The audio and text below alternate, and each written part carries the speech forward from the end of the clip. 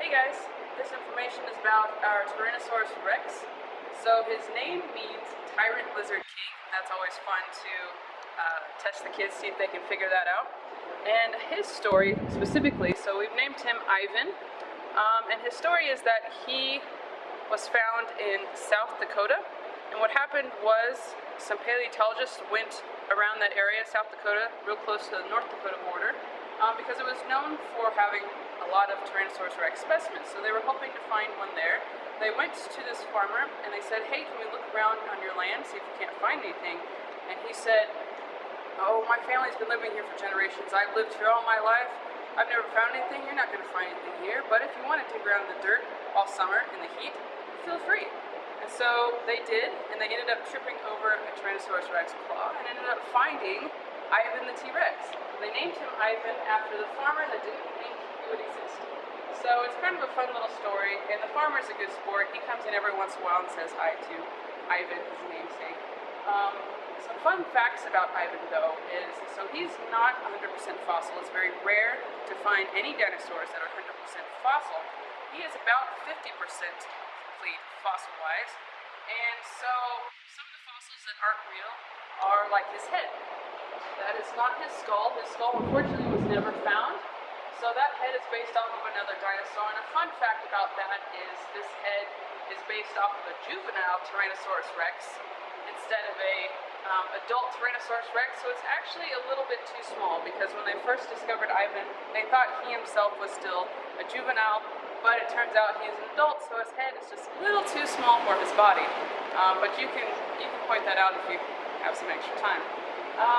Some other fossils and casts are right here on his leg. So you see the one above it, all crackly and textured. That one is a real fossil.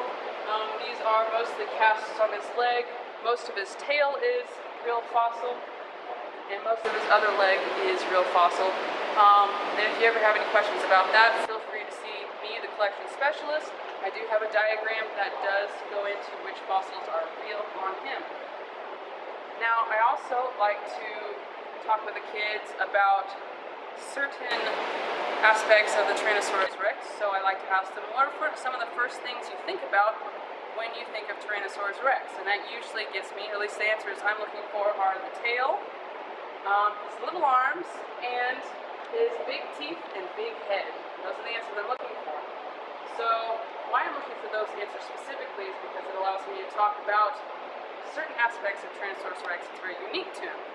So he has a very long tail, because that tail would have been covered in muscle. It would have been very heavy as a counterbalance. So his center of gravity is on his hips, and so since he was incredibly bulky on the front half, he needed a very heavy tail to keep it balanced.